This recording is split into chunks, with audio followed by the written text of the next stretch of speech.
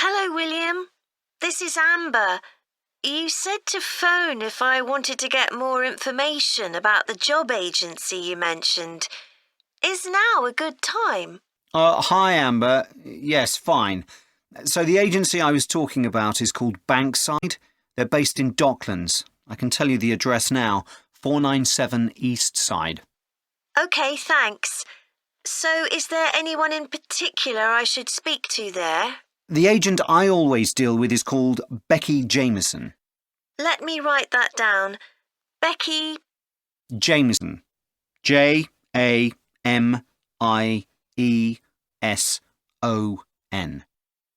Do you have her direct line? Yes, it's in my contacts somewhere. Right, here we are. 07866 510 333. I wouldn't call her until the afternoon if I were you. She's always really busy in the morning trying to fill last-minute vacancies. She's really helpful and friendly, so I'm sure it would be worth getting in touch with her for an informal chat. It's mainly clerical and admin jobs they deal with, isn't it? That's right. I know you're hoping to find a full-time job in the media eventually, but Becky mostly recruits temporary staff for the finance sector, which will look good on your CV. And generally pays better too. Yeah, I'm just a bit worried because I don't have much office experience. I wouldn't worry. They'll probably start you as a receptionist or something like that. So what's important for that kind of job isn't so much having business skills or knowing lots of different computer systems. It's communication that really matters, so you'd be fine there. And you'll pick up office skills really quickly on the job. It's not that complicated. OK, good. So how long people generally need temporary staff for? It would be great if I could get something lasting at least a month. That shouldn't be too difficult. But you're more likely to be offered something for a week at first, which might get extended. It's unusual to be sent somewhere for just a day or two. Right. I've heard the pay isn't too bad. Better than working in a shop or a restaurant. Oh yes, definitely. The hourly rate is about £10, $11 if you're lucky. That's pretty good. I was only expecting to get £8 or £9 an hour. Do you want me to tell you anything about the registration process? Yes, please. I know you have to have an interview. The interview usually takes about an hour, and you should arrange that about a week in advance. I suppose I should dress smartly if it's for office work. I can probably borrow a suit from Mum. Good idea. It's better to look too smart than too casual. Will I need to bring copies of my exam certificates or anything like that? No, they don't need to see those, I don't think. What about my passport? Oh yes, they will ask to see that. OK. I wouldn't get stressed about the interview, though. It's just a chance for them to build a relationship with you, so they can try and match you to a job which you'll like. So there are questions about personality that they always ask candidates, fairly basic ones, and they probably won't ask anything too difficult, like what your plans are for the future. Hope not. Anyway, there are lots of benefits to using an agency. For example, the interview will be useful because they'll give you feedback on your performance so you can improve next time. And they'll have access to jobs which aren't advertised. Exactly. Most temporary jobs aren't advertised. And I expect finding a temporary job this way takes a lot less time. It's much easier than ringing up individual companies. Yes, indeed. Well, I think I've covered it. Good morning. My name's Erica Matthews, and I'm the owner of Matthews Island Holidays, a company set up by my parents. Thank you for coming to this presentation, in which I hope to interest you in what we have to offer. We're a small family-run company, and we believe in the importance of the personal touch. So we don't aim to compete with other companies on the number of customers. What we do is build on our many years' experience, more than almost any other rail holiday company, to ensure we provide perfect holidays in a small number of destinations, which we've got to know extremely well. I'll start with our 6-day Isle of Man holiday, This is a fascinating island in the Irish Sea, with Wales to the south, England to the east, Scotland to the north, and Northern Ireland to the west. Our holiday starts in Heysham, where your tour manager will meet you. Then you'll travel by ferry to the Isle of Man. Some people prefer to fly from Luton instead, and another popular option is to go by train to Liverpool and take a ferry from there. You have 5 nights in the hotel, and the price covers 5 breakfasts and dinners, and lunch on the 3 days when there are organised trips. Day 4 is free, and most people have lunch in a cafe or restaurant in Douglas.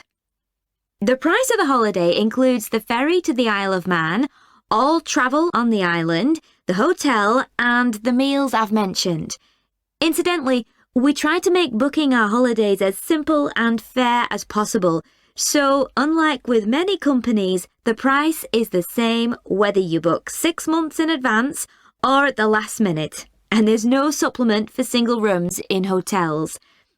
If you make a booking, then need to change the start date, for example because of illness, you're welcome to change to an alternative date or a different tour for a small administrative fee.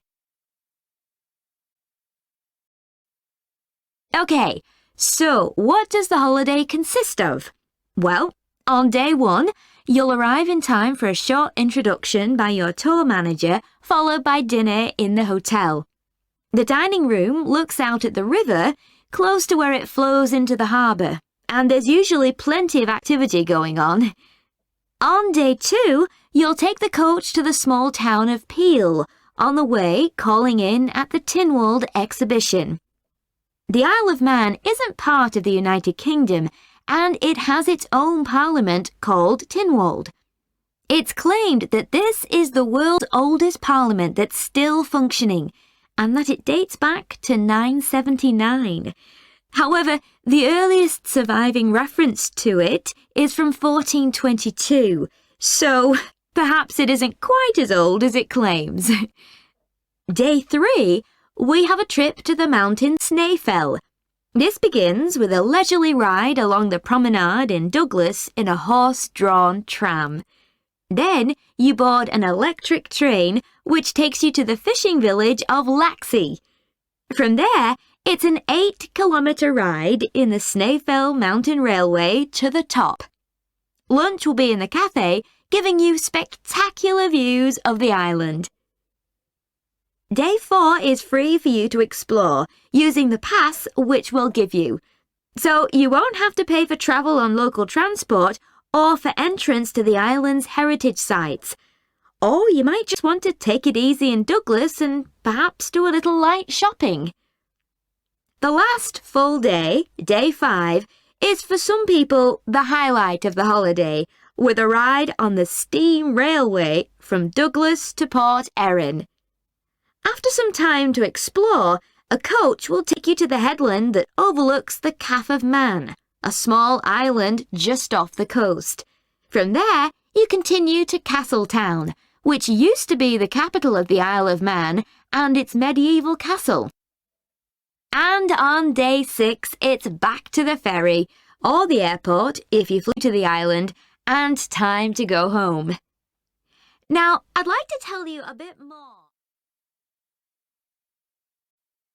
Ed, how are you getting on with the reading for our presentation next week? Well, okay, Ruth, but there's so much of it. I know. I hadn't realised birth order was such a popular area of research. But the stuff on birth order and personality is mostly unreliable. From what I've been reading, a lot of the claims about how your position in the family determines certain personality traits are just stereotypes, with no robust evidence to support them. OK, but that's an interesting point. We could start by outlining what previous research has shown. There are studies going back over 100 years. Yeah, so we could just run through some of the typical traits. Like the consensus seems to be that oldest children are generally less well-adjusted because they never get over the arrival of a younger sibling. Right, but on a positive note, some studies claim that they were thought to be good at nurturing. Certainly in the past, when people had large families, They would have been expected to look after the younger ones. There isn't such a clear picture for middle children, but one trait that a lot of the studies mention is that they are easier to get on with than older or younger siblings. Generally eager to please and helpful, although that's certainly not accurate as far as my family goes. My middle brother was a nightmare, always causing fights and envious of whatever I had. As I said, none of this seems to relate to my own experience. I'm the youngest in my family, and I don't recognise myself in any of the studies I've read about. I'm supposed to have been a sociable and confident child who made friends easily, but I was actually terribly shy. Really? That's funny.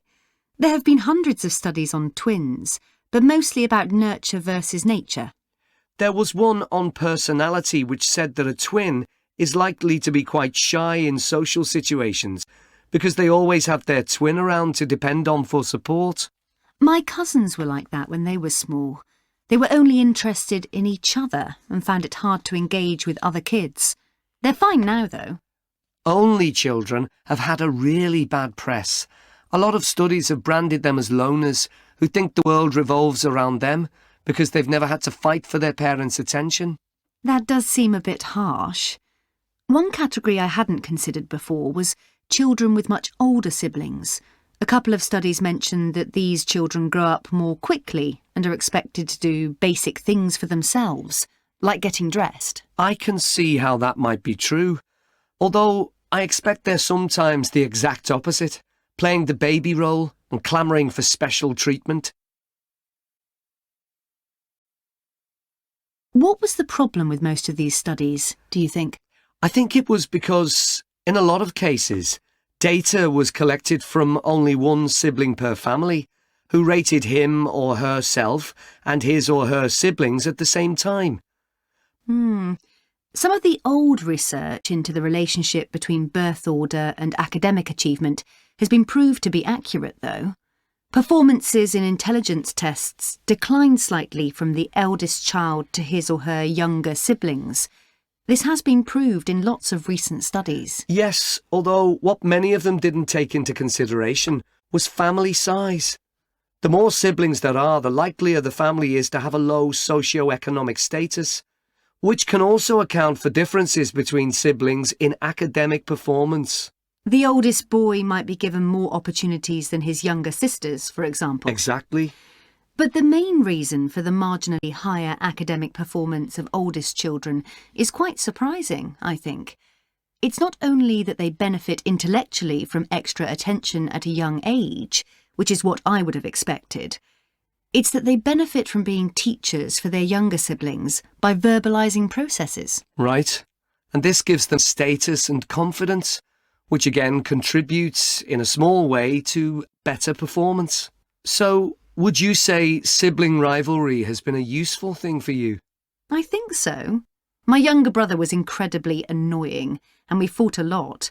But I think this has made me a stronger person. I know how to defend myself.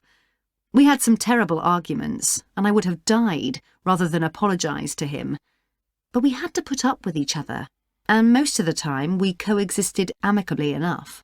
Yes, my situation was pretty similar. But I don't think having two older brothers made me any less selfish.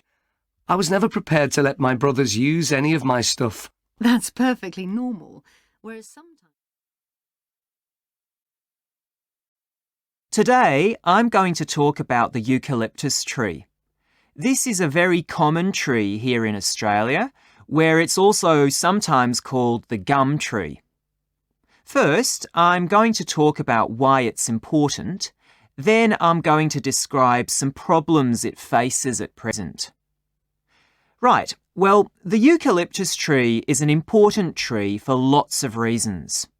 For example, it gives shelter to creatures like birds and bats, and these and other species also depend on it for food, particularly the nectar from its flowers.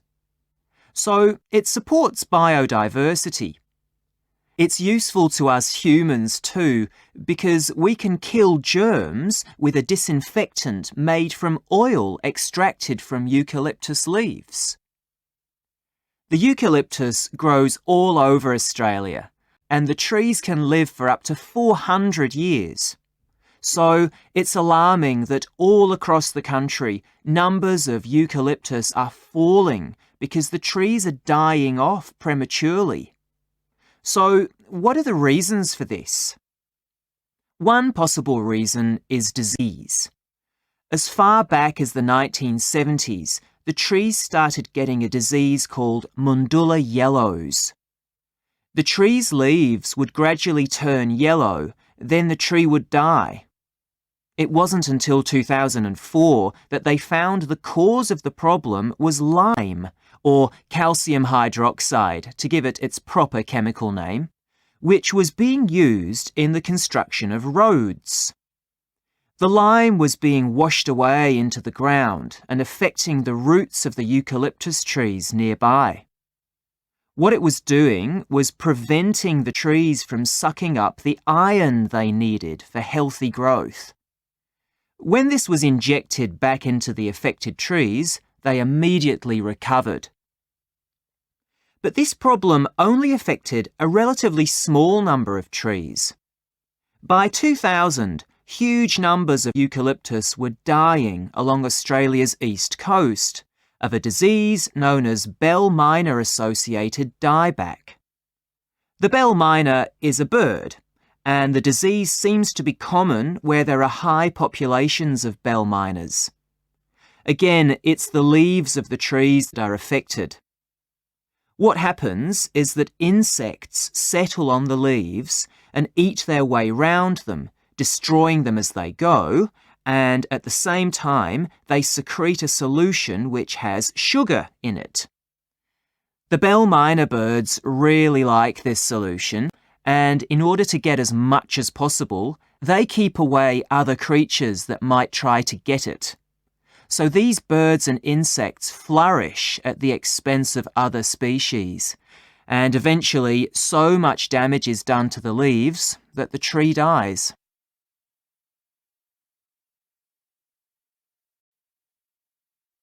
But experts say that trees can start looking sick before any sign of bell miner-associated dieback.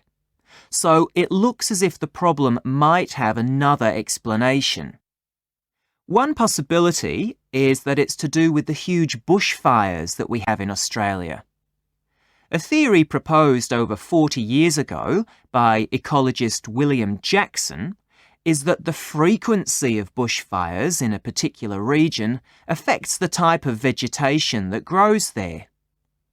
If there are very frequent bushfires in a region, this encourages grass to grow afterwards, while if the bushfires are rather less frequent, this results in the growth of eucalyptus forests. So why is this? Why do fairly frequent bushfires actually support the growth of eucalyptus? Well, one reason is that the fire stops the growth of other species which would consume water needed by eucalyptus trees.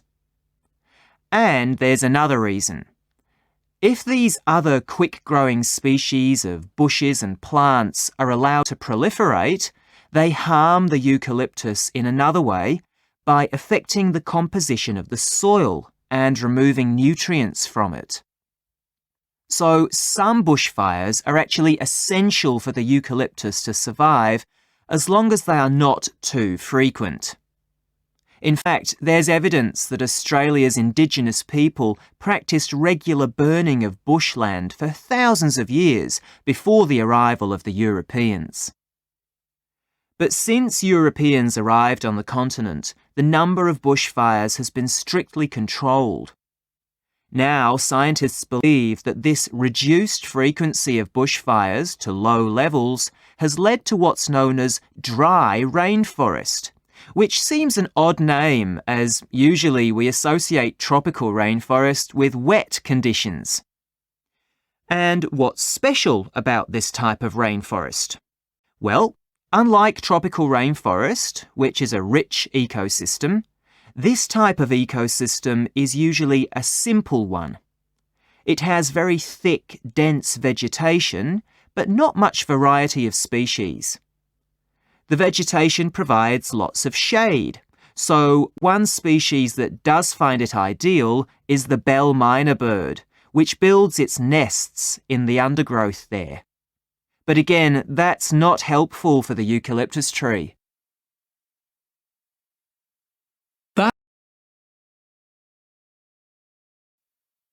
Good morning. You're through to the Tourist Information Office. Tim speaking. How can I help you? Oh, hello. Could you give me some information about next month's festival, please? My family and I will be staying in the town that week. Of course. Well, it starts with a concert on the afternoon of the 17th. Oh, I heard about that. The orchestra and singers come from the USA, don't they? They're from Canada. They're very popular over there. They're going to perform a number of well-known pieces that will appeal to children as well as adults. That sounds good. My whole family are interested in music. The next day, the 18th, there's a performance by a ballet company called Eustatis. Sorry? The name is spelt E-U-S-T-A-T-I-S.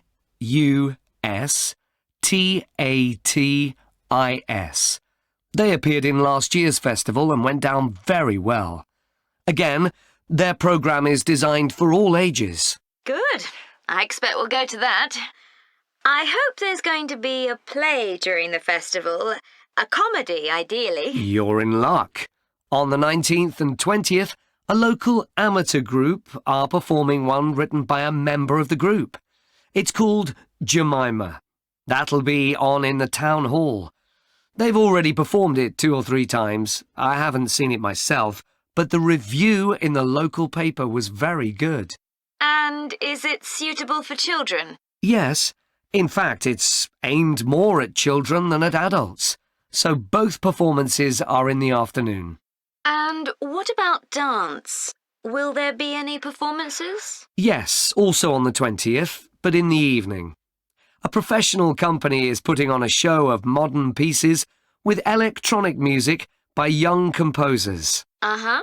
The show is about how people communicate, or fail to communicate with each other, so it's got the rather strange name, Chat. I suppose that's because that's something we do both face-to-face and online. That's right.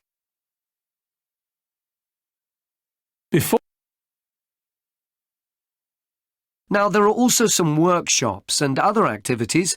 They'll all take place at least once every day, so everyone who wants to take part will have a chance. Good. We're particularly interested in cookery. You don't happen to have a cookery workshop, do you? We certainly do. It's going to focus on how to make food part of a healthy lifestyle. And it'll show that even sweet things like cakes can contain much less sugar than they usually do. That might be worth going to.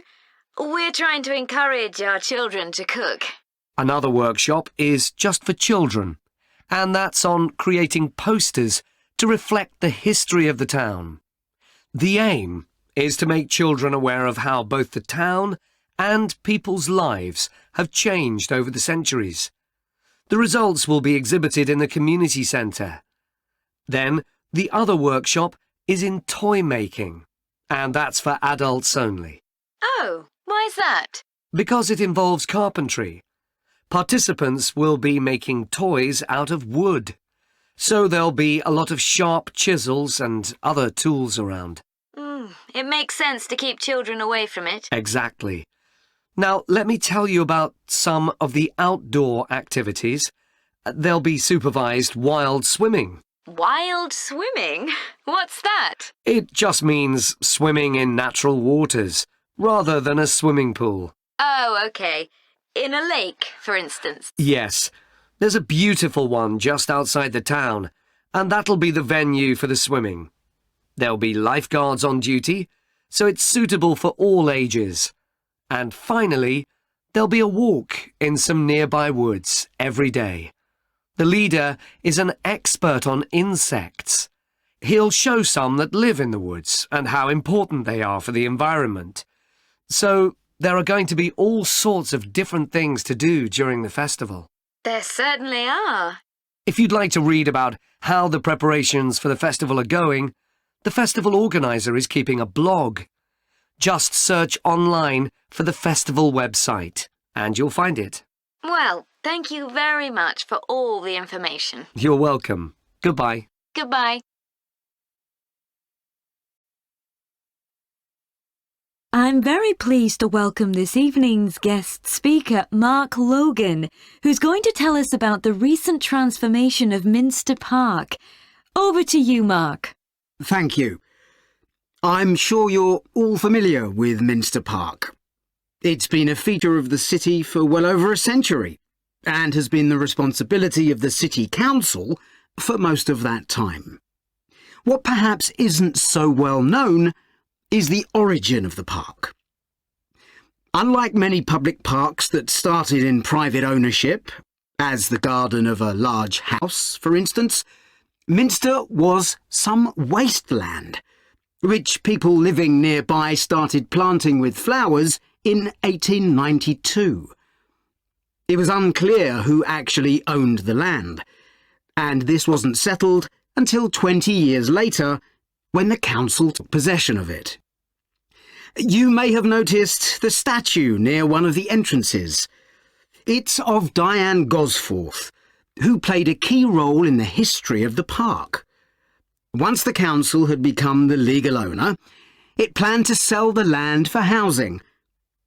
Many local people wanted it to remain a place that everyone could go to enjoy the fresh air and natural environment. Remember, the park is in a densely populated residential area.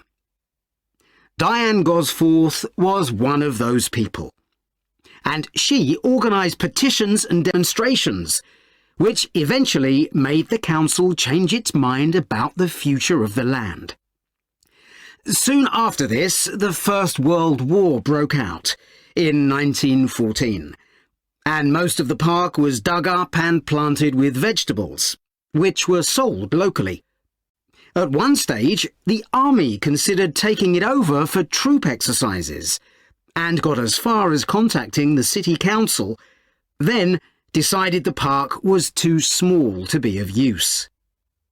There were occasional public meetings during the war in an area that had been retained as grass. After the war, the park was turned back more or less to how it had been before 1914 and continued almost unchanged until recently. Plans for transforming it were drawn up at various times, most recently in 2013, though they were revised in 2015 before any work had started. The changes finally got going in 2016 and were finished on schedule last year. OK, let me tell you about some of the changes that have been made and some things that have been retained. If you look at this map, you'll see the familiar outline of the park, with the river forming the northern boundary, and a gate in each of the other three walls. The statue of Diane Gosforth has been moved. It used to be close to the south gate, but it's now immediately to the north of the lily pond, almost in the centre of the park, which makes it much more visible. There's a new area of wooden sculptures, which are on the riverbank, where the path from the east gate makes a sharp bend. There are two areas that are particularly intended for children. The playground has been enlarged and improved, and that's between the river and the path that leads from the pond to the river. Then there's a new maze, a circular series of paths separated by low hedges. That's near the west gate. You go north from there towards the river and then turn left to reach it. There have been tennis courts in the park for many years, and they've been doubled, from 4 to 8. They're still in the southwest corner of the park, where there's a right-angle bend in the path. Something else I'd like to mention is the new fitness area. This is right next to the lily pond on the same side as the west gate. Now, As you're all gardeners, I'm sure you'll like to hear about the plants that have been chosen for the park. OK, Graham, so let's check we both know what we're supposed to be doing. OK. So, for the university's open day, we have to plan a display on British life and literature in the mid-19th century. That's right. But we'll have some people to help us find the materials and set it up, remember? For the moment, we just need to plan it. Good. So, have you gathered who's expected to come and see the display? Is it for the people studying English or students from other departments? I'm not clear about it. Nor me. That was how it used to be, but it didn't attract many people, so this year it's going to be part of an open day to raise the university's profile. It'll be publicised in the city to encourage people to come and find out something of what goes on here, and it's included in the information that's sent to people who are considering applying to study here next year. Presumably, some current students and lecturers will come? I would imagine so. But we've been told to concentrate on the other categories of people. Right. We don't have to cover the whole range of 19th century literature, do we? No, it's entirely up to us. I suggest just using Charles Dickens. That's a good idea. Most people have heard of him and have probably read some of his novels or seen films based on them. So that's a good lead-in to life in his time. Exactly. And his novels show the awful conditions that most people had to live in, don't they? He wanted to shock people into doing something about it. Did he do any campaigning other than writing? Yes, he campaigned for education and other social reforms and gave talks. But I'm inclined to ignore that and focus on the novels. Yes, I agree. OK, so now shall we think about a topic linked to each novel? Yes, I've printed out a list of Dickens's novels in the order they were published, in the hope you'd agree to focus on him. You're lucky I did agree. Let's have a look. OK, the first was the Pickwick Papers, published in 1836. It was very successful when it came out, wasn't it? And was adapted for the theatre straight away. There's an interesting point, though, that there's a character who keeps falling asleep, and that medical condition was named after the book, Pickwickian syndrome. Oh, so why don't we use that as the topic and include some quotations from the novel? Right. Next is Oliver Twist. Mm-hmm. There's a lot in the novel about poverty, but maybe something less obvious. Well, Oliver is taught how to steal, isn't he? We could use that to illustrate the fact that very few children went to school, particularly not poor children, so they learnt in other ways. Good idea. What's next? Maybe Nicholas Nickleby? Actually, he taught in a really cruel school, didn't he? That's right. But there's also the company of touring actors that Nicholas joins. We could do something on theatres and other amusements of the time. We don't want only the bad things, do we? OK. What about Martin Chuzzlewit? He goes to the USA, doesn't he? Yes. And Dickens himself had been there a year before and drew on his experience there in the novel. I wonder, though. The main theme is selfishness. So we could do something on social justice? No, too general. Let's keep to your idea. I think it would work well. He wrote Bleak House next. That's my favourite of his novels. Yes, mine too. Oh. His satire of the legal system is pretty powerful. That's true. But think about Esther, the heroine. As a child, she lives with someone she doesn't know is her aunt, who treats her very badly. Then she's very happy living with a guardian, and he puts her in charge of the household. And at the end, she gets married, and her guardian gives her and her husband a house, where, of course, they're very happy. Yes, I like that. What shall we take next? Little Dorrit? Old Mr. Dorrit has been in a debtor's prison for years. So was Dickens's father, wasn't he? That's right. What about focusing on the part when Mr. Dorrit inherits a fortune and he starts pretending he's always been rich? Good idea. OK. So next we need to think about what materials we want to illustrate each issue. That's going to be quite hard.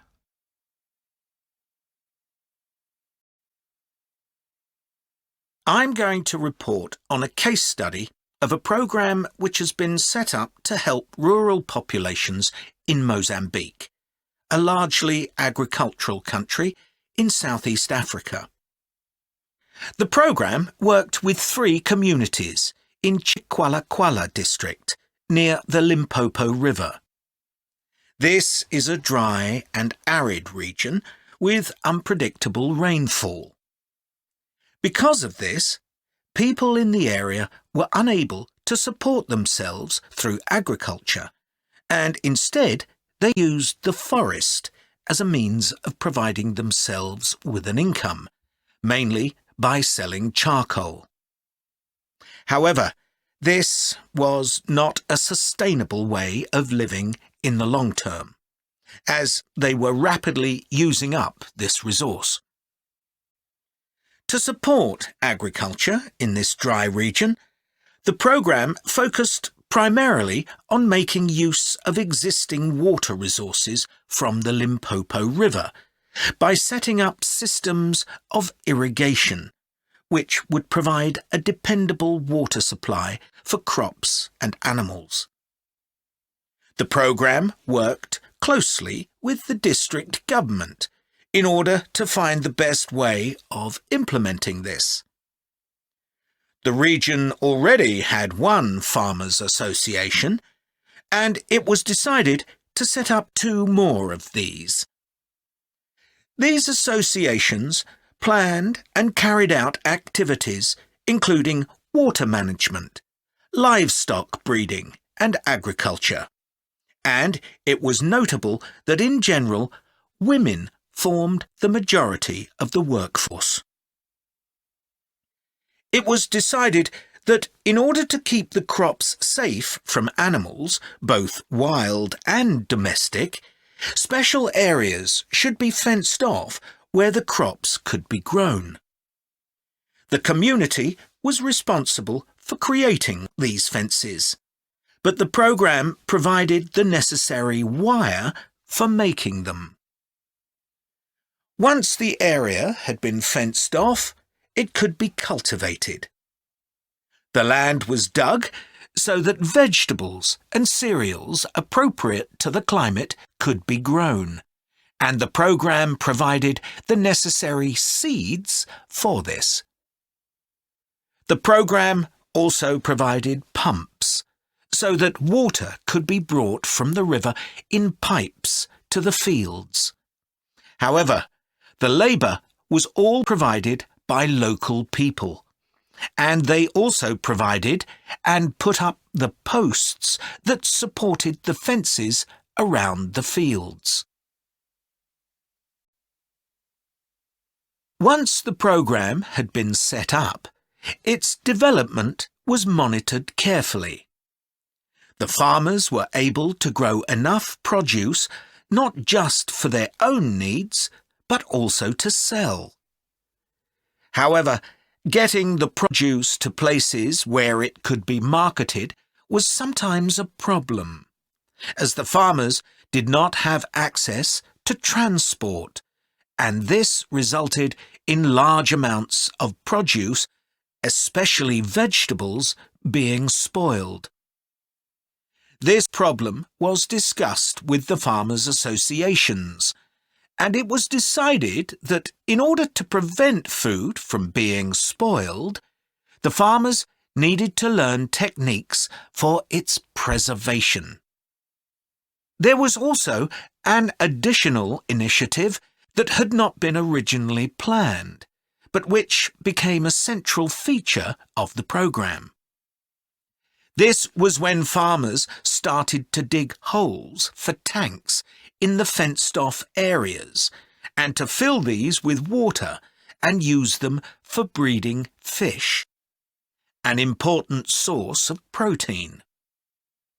After a time, another suggestion was made by local people which hadn't been part of the program's original proposal, but which was also adopted later on.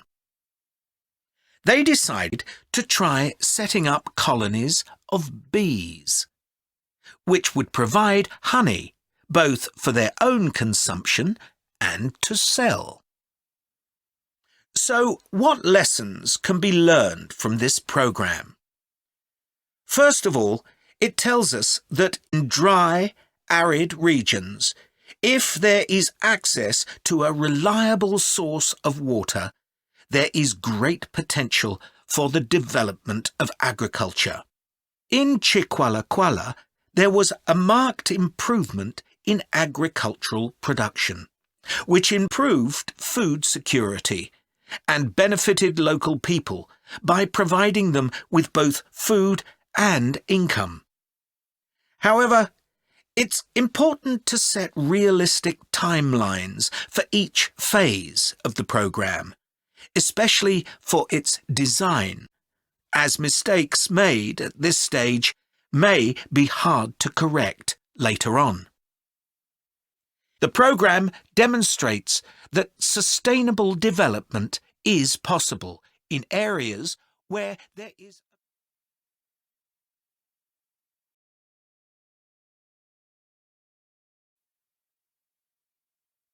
Good morning. Thanks for coming in to see us here at the agency, Joe. I'm one of the agency representatives, and my name's Sally Baker. Hi, Sally. I think we spoke on the phone, didn't we? That's right, we did. So, thank you for sending in your CV. We've had quite a careful look at it, and I think we have 2 jobs that might be suitable for you. OK. The first one is in a company based in North London. They're looking for an administrative assistant. OK. What sort of company is it? They're called Home Solutions, and they design and make furniture. Oh, I don't know much about that, but it sounds interesting. Yes, well, as I said, they want someone in their office, and looking at your past experience, it does look as if you fit quite a few of the requirements. So on your CV, it appears you've done some data entry? Yes. So that's one skill they want.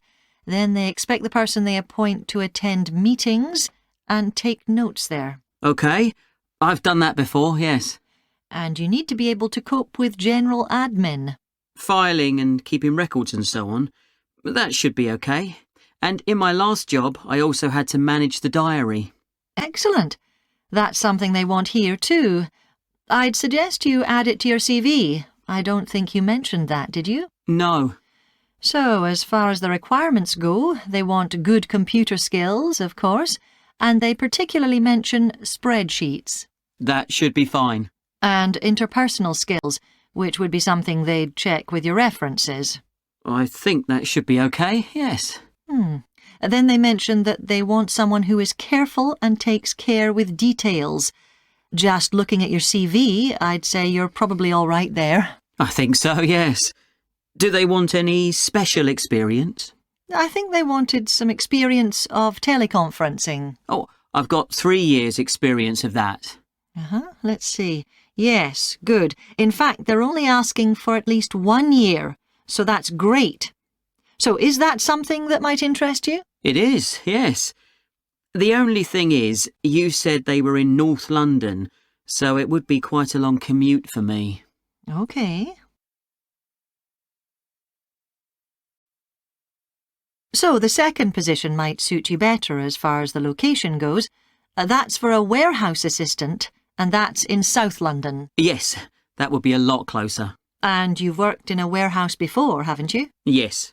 So as far as the responsibilities for this position go, they want someone who could manage the stock, obviously, and also deliveries.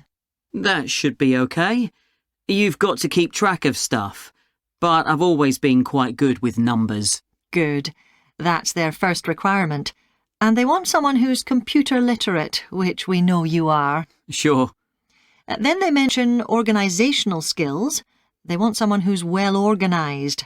Yes, I think I am. And tidy? Yes. They go together, really, don't they? Sure.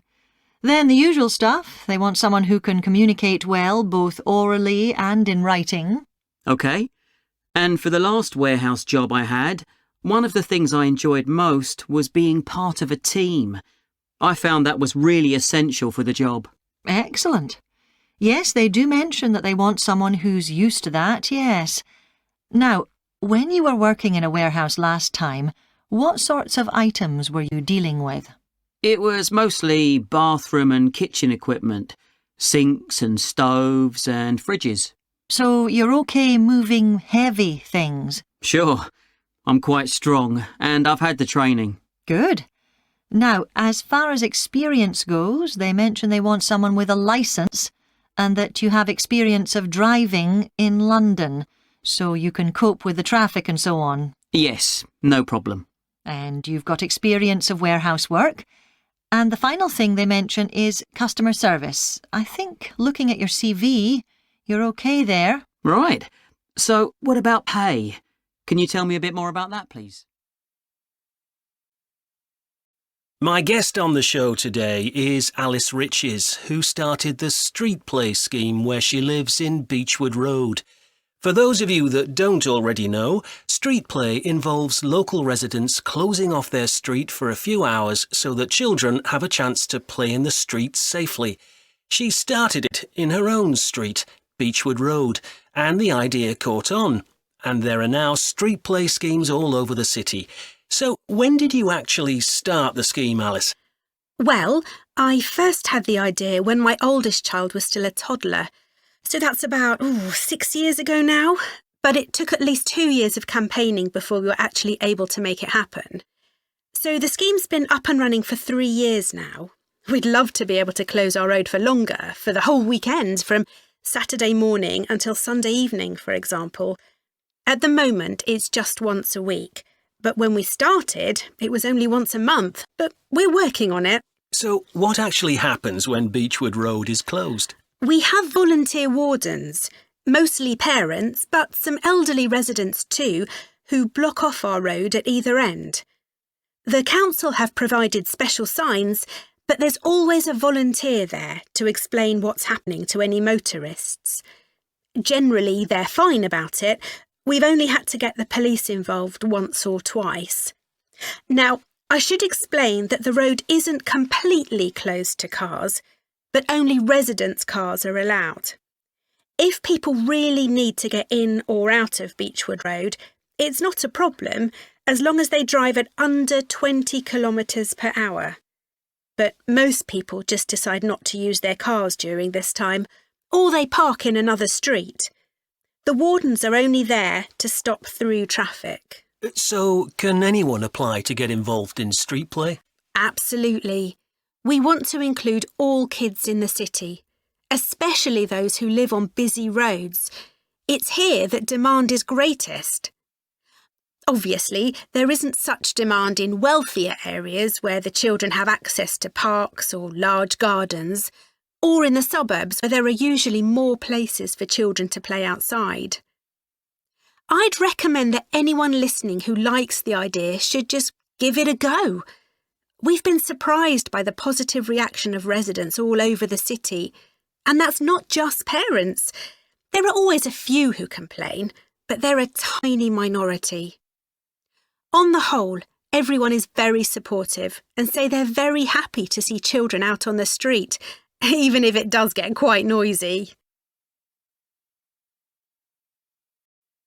There have been so many benefits of street play for the kids. Parents really like the fact that the kids are getting fresh air instead of sitting staring at a computer screen, even if they're not doing anything particularly energetic. And of course, it's great that kids can play with their friends outside without being supervised by their parents. But for me, the biggest advantage is that kids develop confidence in themselves to be outside without their parents. The other really fantastic thing is that children get to know the adults in the street. It's like having a big extended family. It certainly does have a lot of benefits. I want to move on now and ask you about a related project in King Street. Right. Well, this was an experiment I was involved in, where local residents decided to try and reduce the traffic along King Street, which is the busiest main road in our area, by persuading people not to use their cars for one day. We thought about making people pay more for parking, but we decided that would be really unpopular. So instead, we just stopped people from parking on King Street, but left the other car parks open. It was surprising how much of a difference all this made. As we'd predicted, air quality was significantly better. But what I hadn't expected was how much quieter it would be, even with the buses still running. Of course, everyone said they felt safer, but we were actually amazed that sales in the shops went up considerably that day. We thought there'd be fewer people out shopping, not more. That's really interesting. So the fact that the street was... Tom, could I ask you for some advice, please? Yes, of course. If you think I can help. What's it about? It's my first media studies assignment, and I'm not sure how to go about it. You must have done it last year. Is that the one comparing the coverage of a particular story in a range of newspapers? That's right. Oh, yes. I really enjoyed writing it. So, what sort of things do I need to compare? Well, there are several things. For example, there's the question of which page of the newspaper the item appears on. You mean because there's a big difference between having it on the front page and the bottom of page 10, for instance? Exactly. And that shows how important the editor thinks the story is. Then there's the size. How many column inches the story is given. How many columns it spreads over. And I suppose that includes the headline. It certainly does. It's all part of attracting the reader's attention. What about graphics? Whether there's anything visual in addition to the text? Yes, you need to consider those too, because they can have a big effect on the reader's understanding of the story. Sometimes a bigger effect than the text itself. Then you'll need to look at how the item is put together. What structure is it given? Bear in mind that not many people read beyond the first paragraph. So what has the journalist put at the beginning? And if, say, there are conflicting opinions about something, does one appear near the end where people probably won't read it? And newspapers sometimes give wrong or misleading information, don't they? Either deliberately or by accident. Should I be looking at that too? Yes, if you can. Compare what's in different versions. And as far as possible, try and work out what's true and what isn't. And that relates to a very important point. What's the writer's purpose? Or at least the most important one, if they have several. It may seem to be to inform the public, but often it's that they want to create fear or controversy, or to make somebody look ridiculous. Gosh, I see what you mean.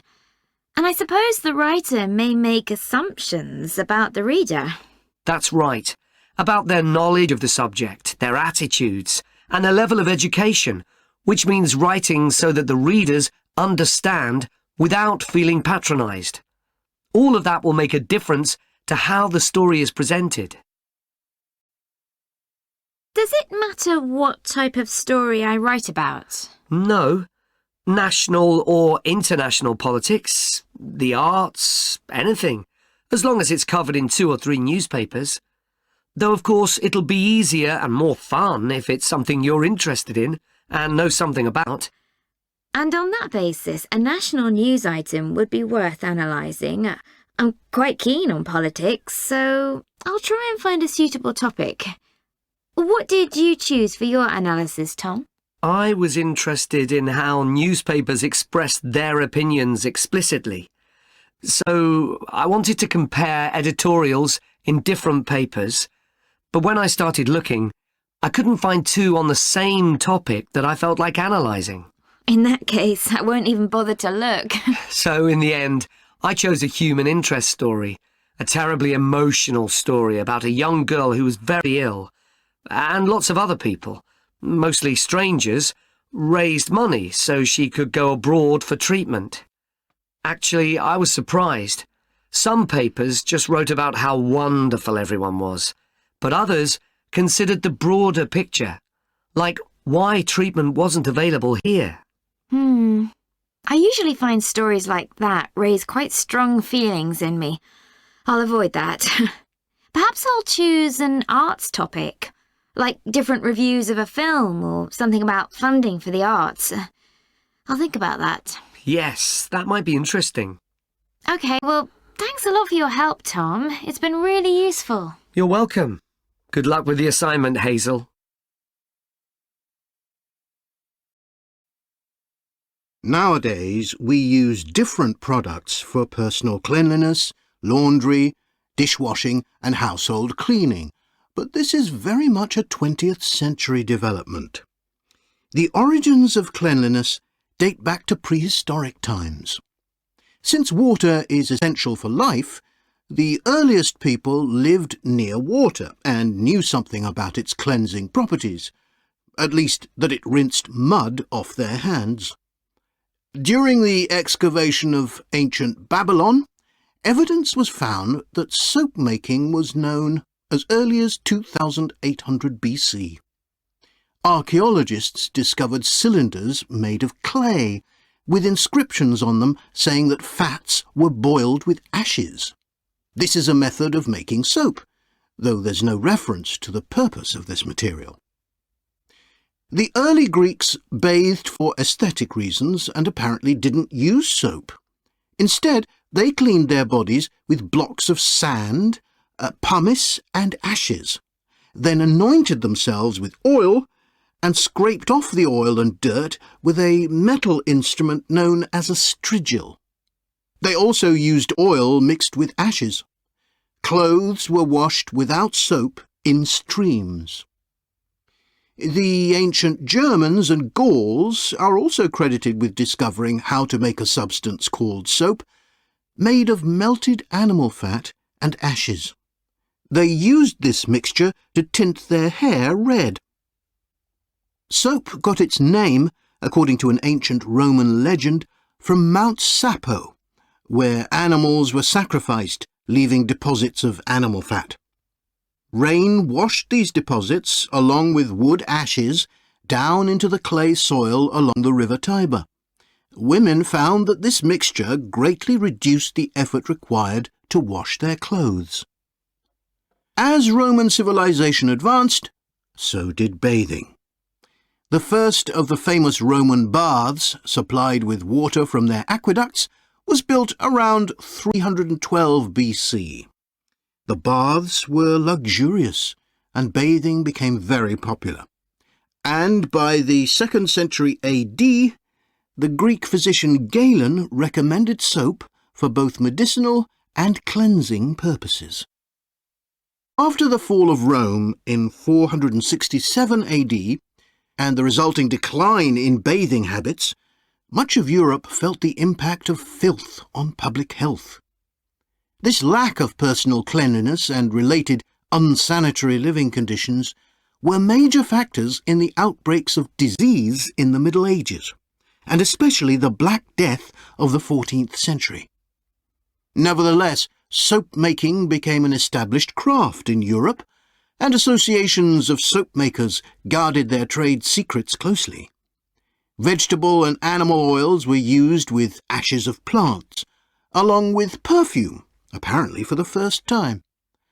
Gradually, more varieties of soap became available for shaving and shampooing, as well as bathing and laundering. A major step toward large-scale commercial soap-making occurred in 1791, when a French chemist, Nicolas Leblanc, patented a process for turning salt into soda ash, or sodium carbonate. Soda ash is the alkali obtained from ashes that combines with fat to form soap. The Leblanc process yielded quantities of good quality, inexpensive soda ash.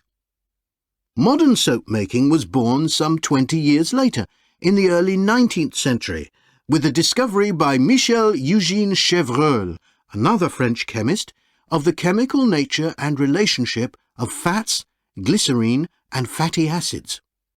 His studies established the basis for both fat and soap chemistry, and soap making became a science.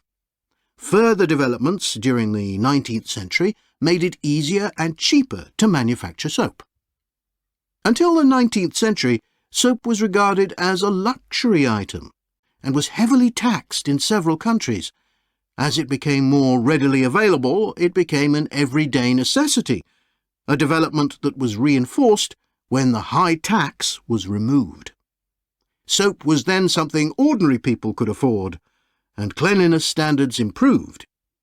With this widespread use came the development of milder soaps for bathing and soaps for use in the washing machines that were available to consumers by the turn of the 20th century.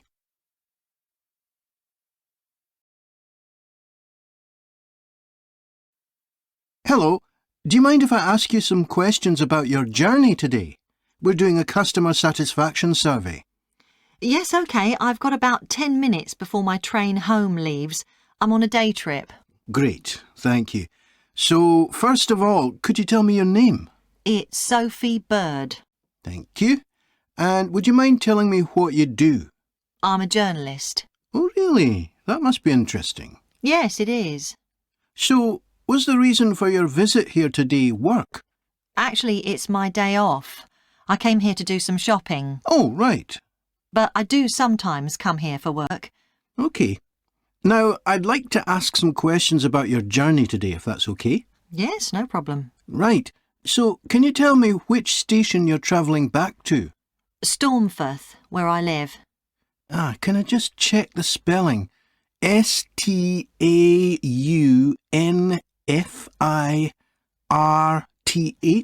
That's right. Mm-hmm. And you travelled from there this morning? Yes. OK, good. Next, can I ask what kind of ticket you bought? I assume it wasn't a season ticket, as you don't travel every day. That's right. No, I just got a normal return ticket. I don't have a rail card, so I didn't get any discount. I keep meaning to get one because it's a lot cheaper. Yes, you'd have saved 20% on your ticket today. So you paid the full price for your ticket? I paid £23.70. OK. Do you think that's good value for money? Not really. I think it's too much for a journey that only takes 45 minutes. Yes, that's one of the main complaints we get. So you didn't buy your ticket in advance? No. I know it's cheaper if you buy a week in advance, but I didn't know I was coming then. I know. You can't always plan ahead. So, did you buy it this morning? No, it was yesterday. Right. And do you usually buy your tickets at the station? Well, I do usually, but the ticket office closes early and I hate using ticket machines. I think ticket offices should be open for longer hours. There's always a queue for the machines and they're often out of order. A lot of customers are saying the same thing. So, to answer your question, I got an e-ticket online. OK, thank you. Now, I'd like to ask you about your satisfaction with your journey. So what would you say you were most satisfied with today? Well, I like the Wi-Fi on the train. It's improved a lot. It makes it easier for me to work if I want to. That's the first time today anyone's mentioned that. Oh. It's good to get some positive feedback on that. And is there anything you weren't satisfied with? Well, normally the trains run on time and are pretty reliable, but today there was a delay. The train was about 15 minutes behind schedule. OK, I'll put that down. Now, I'd also like to ask about the facilities at the station. You've probably noticed that the whole station's been upgraded. What are you most satisfied with? I think the best thing is that they've improved the amount of information about train times, etc. that's given to passengers. It's much clearer. Before, there was only one board and I couldn't always see it properly, which was frustrating. That's good. And is there anything you're not satisfied with? Let's see. I think things have generally improved a lot. The trains are much more modern and I like the new cafe. But one thing is that there aren't enough places to sit down, especially on the platforms. OK. So I'll put seating down, shall I, as the thing you're least satisfied with? Yes, OK. Can I ask your opinion about some of the other facilities? We'd like feedback on whether people are satisfied, dissatisfied, or neither satisfied nor dissatisfied. OK. What about the parking at the station? Well, to be honest, I don't really have an opinion, as I never use it. So neither satisfied nor dissatisfied for that, then? Yes, I suppose so. OK, and what about the... As chair of the Town Council Subcommittee on Park Facilities, I'd like to bring you up to date on some of the changes that have been made recently to the Croft Valley Park. So if you could just take a look at the map I handed out, let's begin with a general overview. So, the basic arrangement of the park hasn't changed. It still has 2 gates, north and south, and a lake in the middle. The cafe continues to serve an assortment of drinks and snacks, and is still in the same place, looking out over the lake and next to the old museum. We're hoping to change the location of the toilets and bring them nearer to the centre of the park, as they're a bit out of the way at present, near the adventure playground, in the corner of your map. The formal gardens have been replanted and should be at their best in a month or 2. They used to be behind the old museum, but we've now used the space near the south gate, between the park boundary and the path that goes past the lake towards the old museum. We have a new outdoor gym for adults and children, which is already proving very popular. It's by the glass houses, just to the right of the path from the south gate. You have to look for it, as it's a bit hidden in the trees. One very successful introduction has been our skateboard ramp. It's in constant use during the evenings and holidays. It's near the old museum, at the end of a little path that leads off from the main path between the lake and the museum. We've also introduced a new area for wildflowers to attract bees and butterflies. It's on a bend in the path that goes round the east side of the lake, just south of the adventure playground.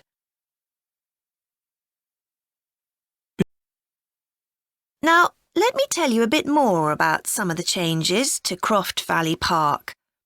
One of our most exciting developments has been the adventure playground. We were aware that we had nowhere for children to let off steam, and decided to use our available funds to set up a completely new facility in a large space to the north of the park. It's open year-round, though it closes early in the winter months, and entrance is completely free.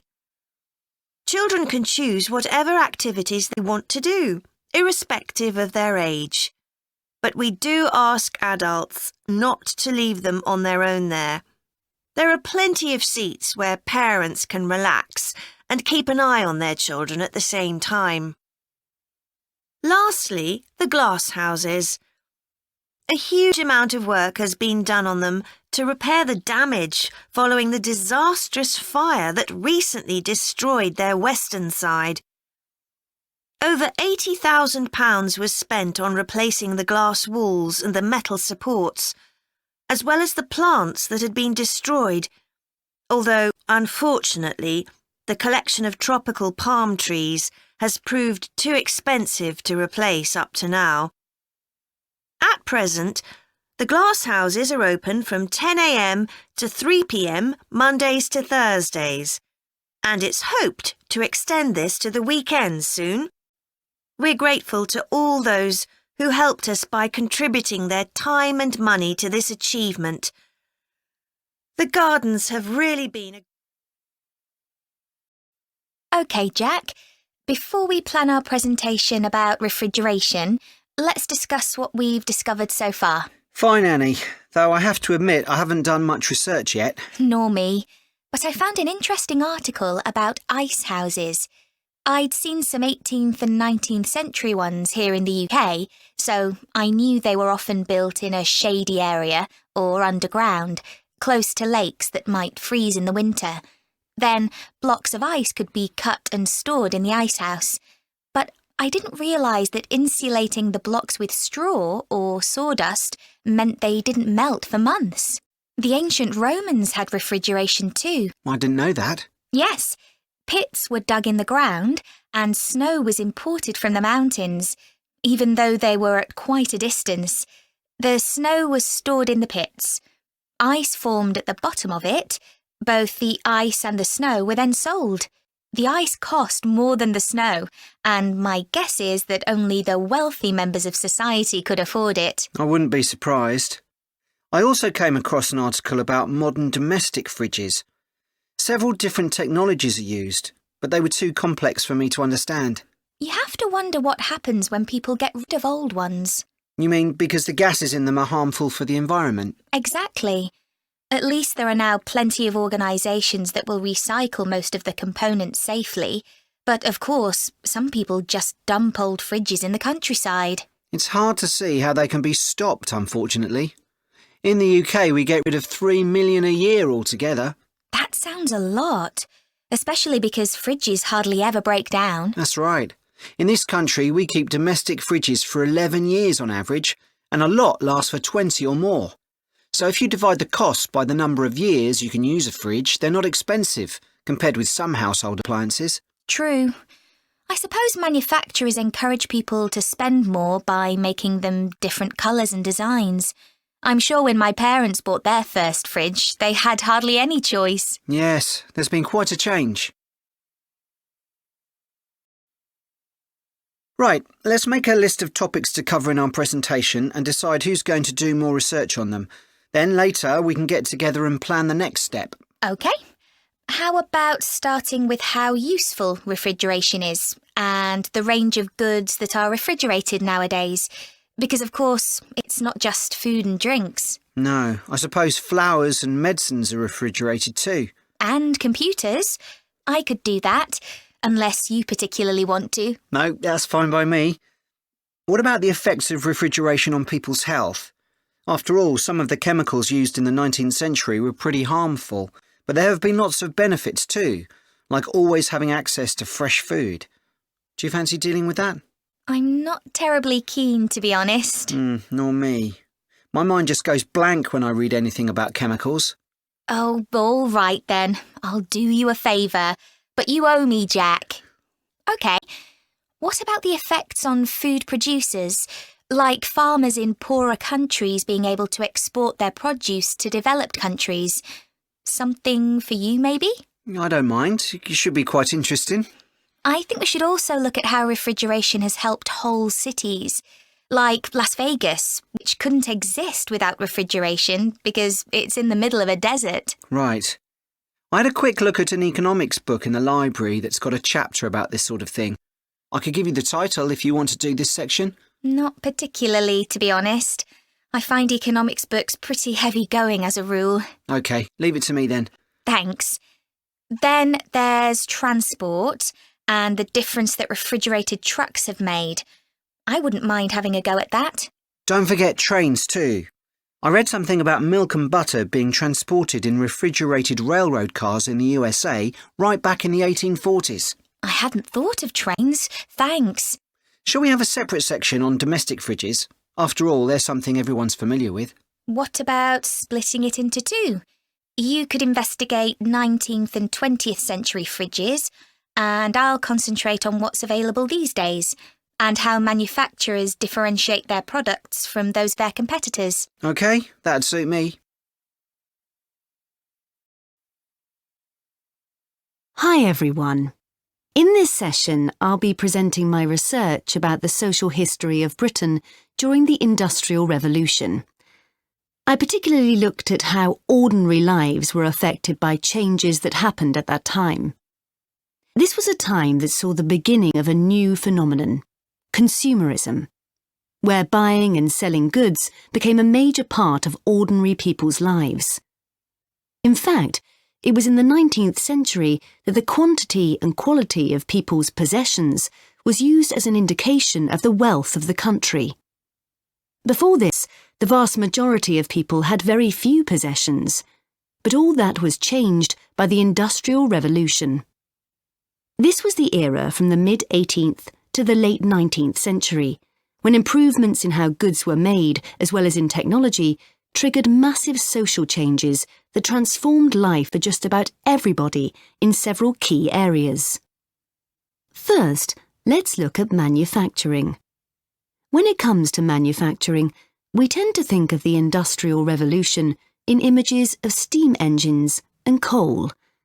And it's true that the Industrial Revolution couldn't have taken place at all if it weren't for these new sources of power. They marked an important shift away from the traditional watermills and windmills that had dominated before this. The most advanced industry for much of the 19th century was textiles. This meant that fashionable fabrics and lace and ribbons were made available to everyone.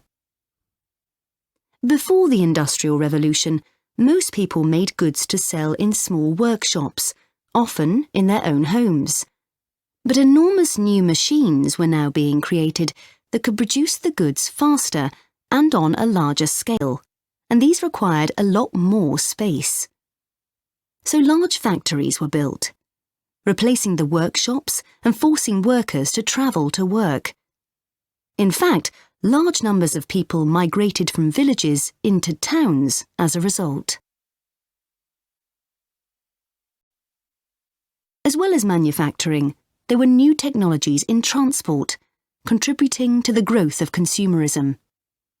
The horse-drawn stagecoaches and carts of the 18th century, which carried very few people and goods and travelled slowly along poorly surfaced roads, were gradually replaced by the numerous canals that were constructed. These were particularly important for the transportation of goods. The canals gradually fell out of use, though, as railways were developed, becoming the main way of moving goods and people from one end of the country to the other. And the goods they moved weren't just coal, iron, clothes, and so on.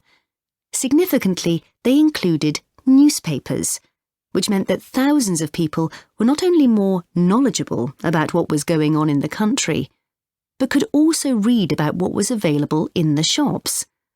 And that encouraged them to buy more. So faster forms of transport resulted in distribution becoming far more efficient. Goods could now be sold all over the country instead of just in the local market. The third main area that saw changes that contributed to consumerism was retailing. The number and quality of shops grew rapidly, and in particular, small shops suffered as customers flocked to the growing number of department stores, a form of retailing that was new in the 19th century. The entrepreneurs who opened these found new ways to stock them with goods and to attract customers. For instance, improved lighting inside greatly increased the visibility of the goods for sale. Another development that made goods more visible from outside resulted from the use of plate glass, which made it possible for windows to be much larger than previously. New ways of promoting goods were introduced too. Previously, the focus had been on informing potential customers about the availability of goods.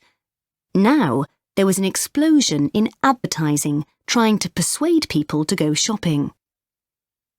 Flanders claims that one of the great effects of the Industrial Revolution was that it created choice. All sorts of things that had previously been luxuries, from sugar to cutlery, became conveniences, and before long they turned into necessities. Life without sugar or cutlery was unimaginable, rather like mobile phones these days.